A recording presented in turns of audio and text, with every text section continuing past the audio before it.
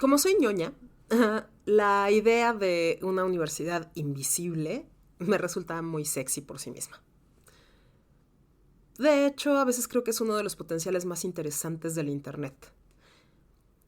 Ahora bien, la universidad invisible más famosa forma parte de Mundo Disco, este universo extraño y maravilloso que inventó Terry Pratchett, y en ese lugar trabaja mi bibliotecario favorito de la vida.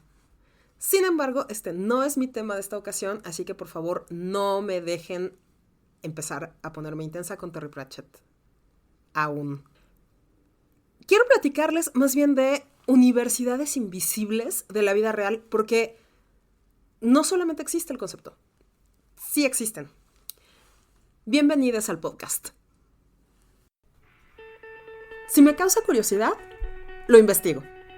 Si lo investigo y me gusta, profundizo y lo conecto con otras cosas y platico acerca del tema hasta el cansancio. La curiosidad no mató al gato, le dio un podcast. Bienvenidos a Neurona Random. Ok, entonces les voy a platicar sobre universidades invisibles. ¿Qué diablos es una universidad invisible? La definen como un círculo de personas que desarrollan actividades intelectuales o de investigación con 3 características básicas. 1, bajo la influencia de un líder con reconocido prestigio, aunque eso es discutible y ya veremos por qué, porque ocurre en varias de las que vamos a conversar. También que tiene una elevada productividad científica y que no necesariamente se agrupan en una institución formal. A veces son más parecidas a un club. Lo interesante de estos espacios llamados universidades invisibles es que forman una red de comunicación constante que tiene aspectos formales e informales y los integrantes generan un círculo de influencia mutua. Ahora, ¿por qué me obsesionan? Primero que nada, porque como ya lo dije, soy súper ñoña. Me gusta estar aprendiendo cosas, me gusta estar investigando, por eso tenemos este podcast, por eso este es el primer episodio oficial. Entonces, cualquier cosa que tenga que ver con gente lista, que quiere platicar sobre lo que sabe y lo que se pregunta y las cosas que se les ocurren a varias personas que están en ese mismo canal y se juntan y platican, me fascina, ¿no? Por eso estamos aquí.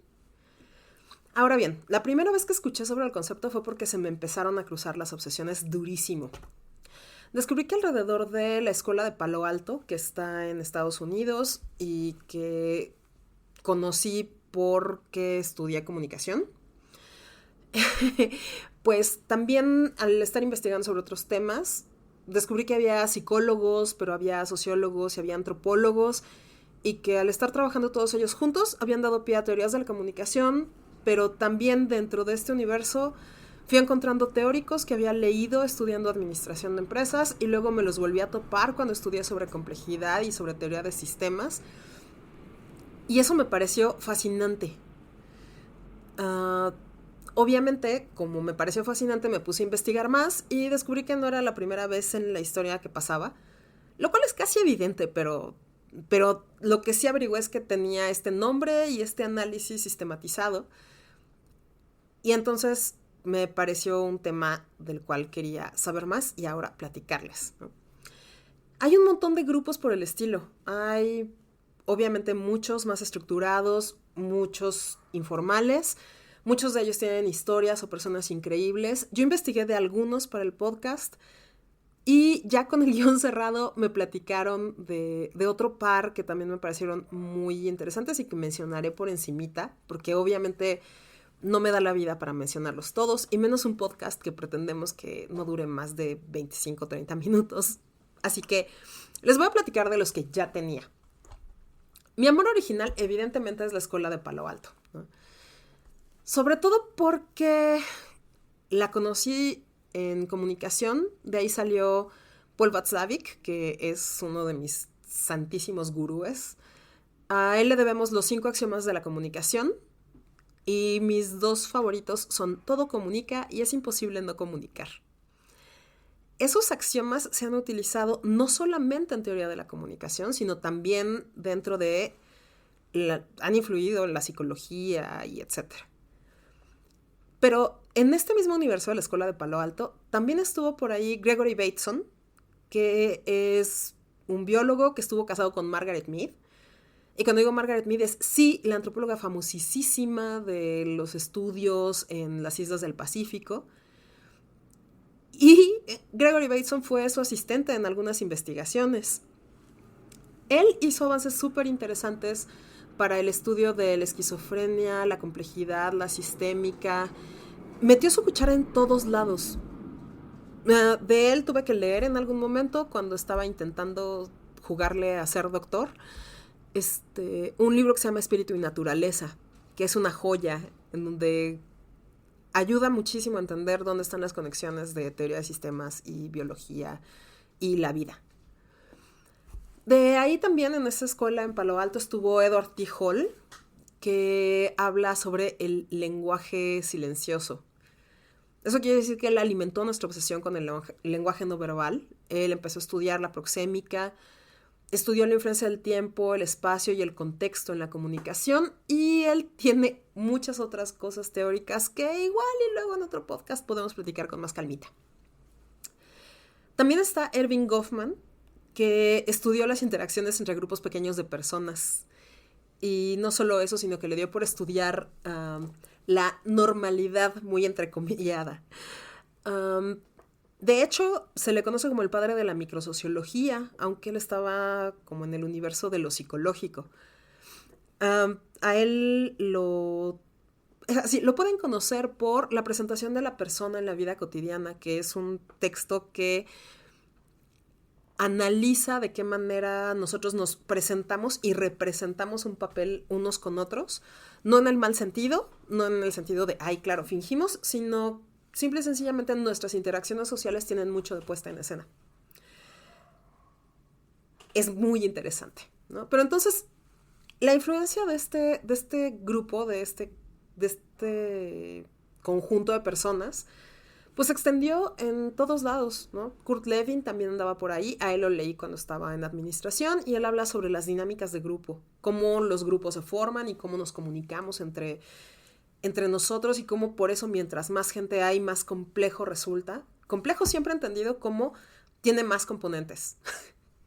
Entonces hay muchas cosas fascinantes, ¿no? La psicología, la sociología, terapia sistémica, terapia familiar, interaccionismo simbólico, análisis de grupos. Palo Alto es revolucionario en muchísimos sentidos.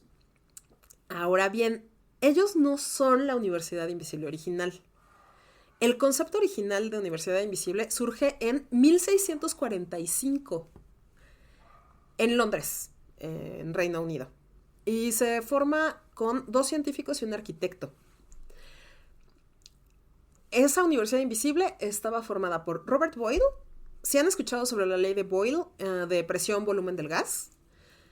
Y también estaba Robert Hooke, que era un curioso profesional, científico natural, que es como una buena manera de llamarle a la gente de aquel entonces que agrupaba sus investigaciones en ciencias, química, física, biología. Él tuvo la nariz metida en un montón de cosas. Y Christopher Wren, que además de ser arquitecto era un apasionado de la ciencia. Ellos 3 compartían sus investigaciones todo el tiempo, se revisaban temas, discutían las cosas que encontraban, y todas sus investigaciones en conjunto aportaron muchísimo al desarrollo del método científico. Y ellos 3 se transformaron en el corazón de la Royal Society, que sigue siendo el eje de la ciencia en Reino Unido. Ahora bien, otra que me emociona muchísimo, y es de las que no cumple exactamente los postulados iniciales, es la Universidad Volante.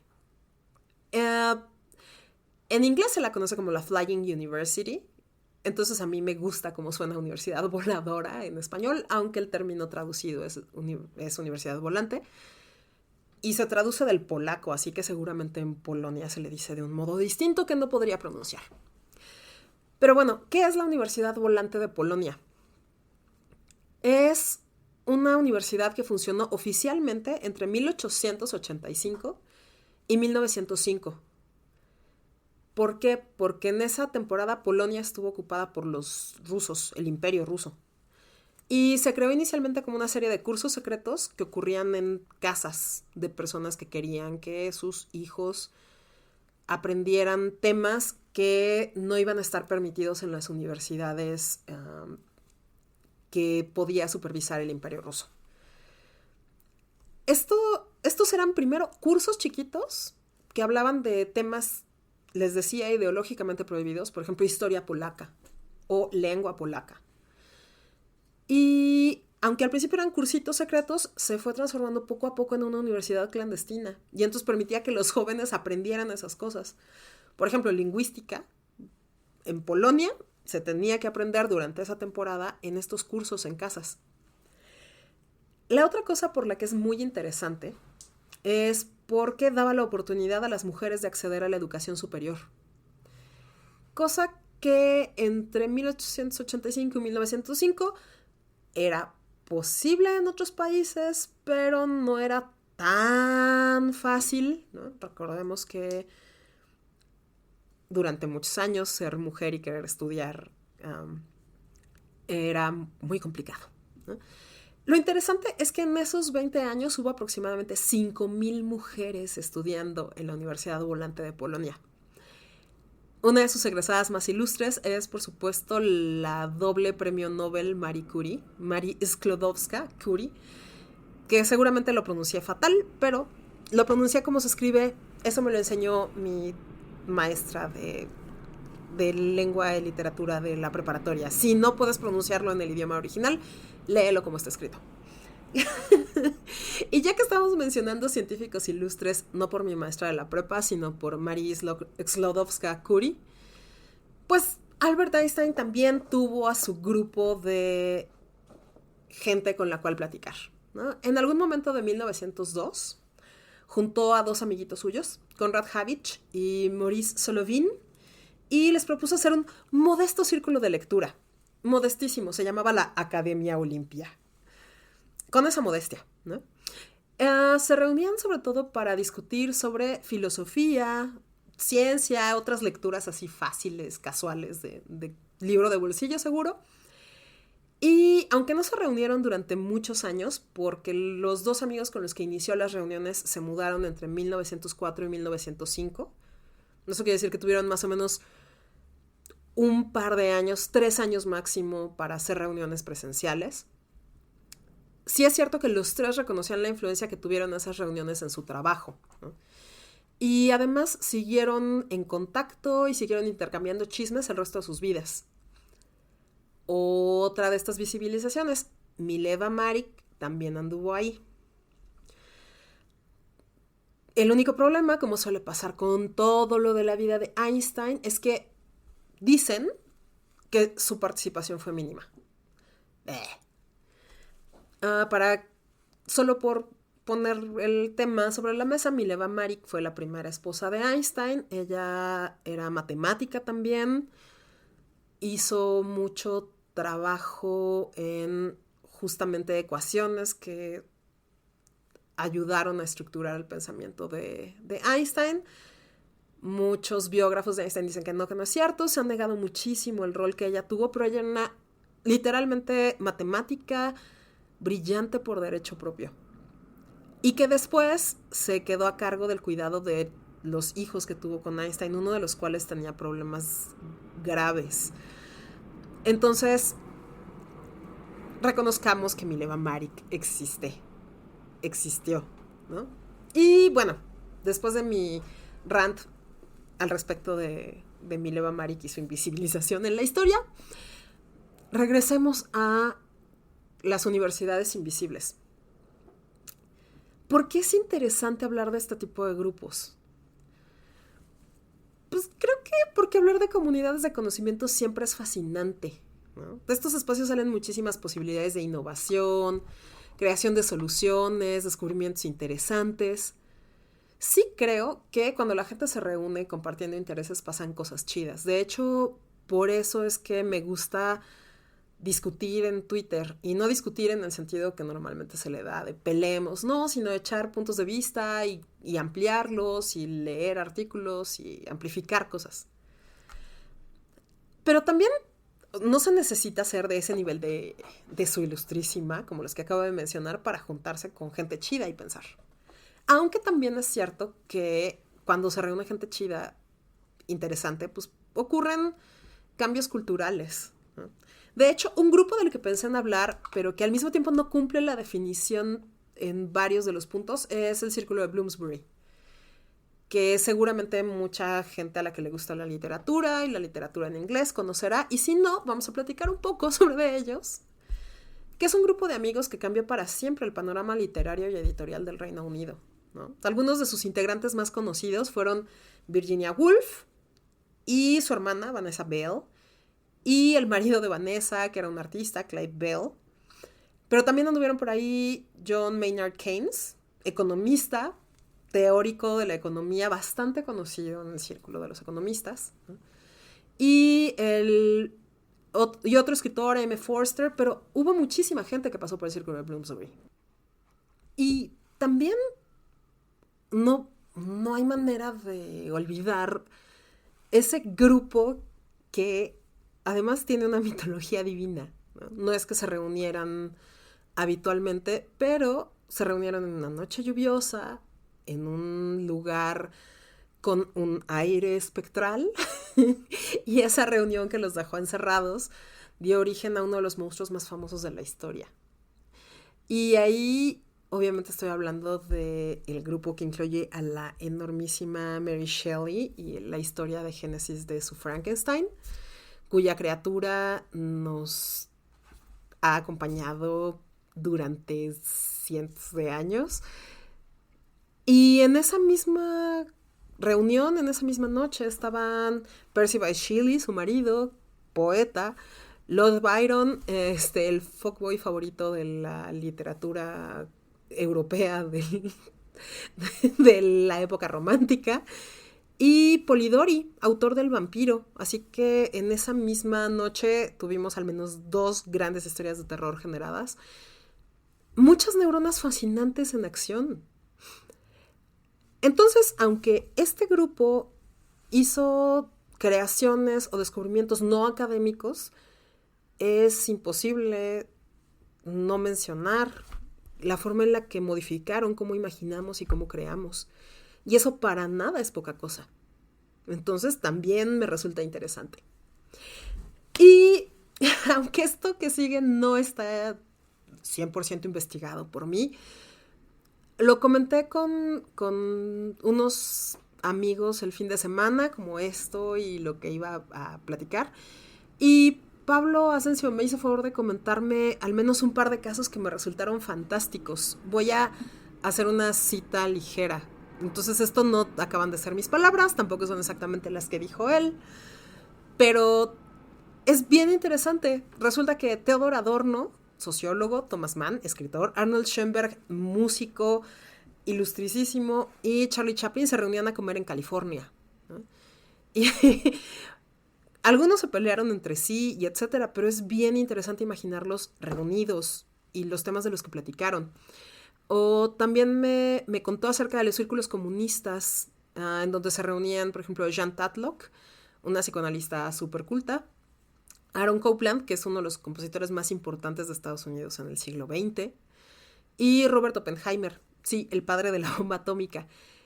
Y entonces en esos círculos discutían temas que después el sociólogo Charles Wright Mills recupera y trabaja sobre ellos. Entonces, justo hablar de estas universidades invisibles, pero de estas comunidades de conocimiento, es esencial para imaginarnos cómo hacemos para crear cosas nuevas, y cosas nuevas en donde no solamente se vea una sola disciplina, sino los aprendizajes de múltiples personas combinados. Y creo que por eso quería que este fuera el primer tema del que hablamos en Neurona Random, porque esto va un poco de eso, como el hecho de que haya muchas personas con obsesiones distintas, pero con puntos de convergencia, hace que el conocimiento crezca y cambie y se modifique. Y además es divertido para quienes están en el espacio, pero también para la gente que puede entrar después en estas discusiones.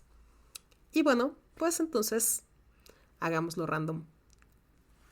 Nos escuchamos bien pronto para platicar al respecto de otros temas igual de random, igual de clavados y que espero les resulten más o menos igual de entretenidos que a mí. Nos estamos escuchando pronto. Gracias.